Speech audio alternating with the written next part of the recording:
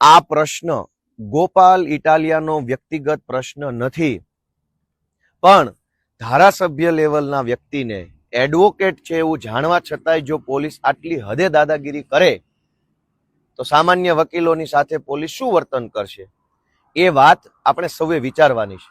હું ગુજરાતભરના તમામ તાલુકા bar association, જિલ્લા બાર એસોસિએશન સૌને હું બે હાથ જોડીને વિનંતી કરું છું કે જો શક્ય હોય તો, આઈ રિપીટ, કે જો શક્ય હોય તો આ પ્રશ્ન ગોપાલ ઇટાલિયાનો નથી, પણ જો ગોપાલ ઇટાલિયા ધારાસભ્ય હોવા છતાંય જો એની સાથે પોલીસ આવું વર્તન, વકીલ સાથે આવું કરે તો અન્ય વકીલો સાથે પોલીસ શું વર્તન કરશે એ વાતની ચિંતા વ્યક્ત કરવા માટે થઈ ગુજરાતના તમામ જિલ્લાના બાર અથવા તમામ તાલુકાના બાર, જે બાર એસોસિએશન, કેમ કે બારની અંદર પણ એવું બની શકે કે ઘણી વખત અલગ અલગ રાજકીય વિચારધારા સાથે જોડાયેલા વ્યક્તિઓ બારનું સંચાલન કરતા હોય છે.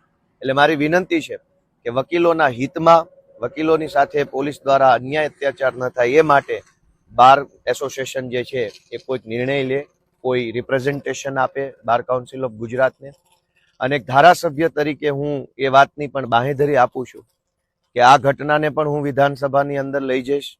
પોલીસે જે કાંઈ પણ ખોટું ગેરકાયદેસરનું કામ કર્યું છે અને વિધાનસભાના માધ્યમથી હું સરકાર સુધી પહોંચાડીશ. અને ભવિષ્યમાં ગુજરાતભરના વકીલોને જે સમસ્યાઓ છે, જે તકલીફો છે, વકીલોના પ્રશ્નો છે, વકીલોની પણ કોઈ રજૂઆત હશે તો વિવિધ જિલ્લા કે તાલુકા બાર એસોસિએશન સાથે સંકલન રાખી ગુજરાતના તમામ વકીલો વતી, વકીલો માટે વકીલોના પ્રશ્નો વિધાનસભા સુધી પહોંચાડવાની પણ હું આ તબક્કે બાંહેધરી આપું છું. દોસ્તો, ગઈકાલે જે ઘટના બની છે એ સદંતર લોકશાહીનું હનન છે, સંવિધાનનું અપમાન છે. આટલી હદે અન્યાય, અત્યાચાર અને તાનાશાહી થતી હોય છતાંય જો આપણો આત્મા ન જાગે તો પછી હવે શું જોવાનું બાકી રહી ગયો? હજુ કયો અન્યાય, અત્યાચાર જોવાનો બાકી રહી ગયો છે? મારી ગુજરાતના સૌ લોકોને, મારા વકીલ વડીલોને બે હાથ જોડીને વિનંતી છે કે પોતાનો આત્મા જગાડો. તમારા આત્માને પૂછો કે શું આ યોગ્ય છે, શું આ વ્યાજબી છે. તમારો આત્મા જાગે તો આત્માનો અવાજ સાંભળી અને ક્રાંતિની દિશામાં આગળ વધો.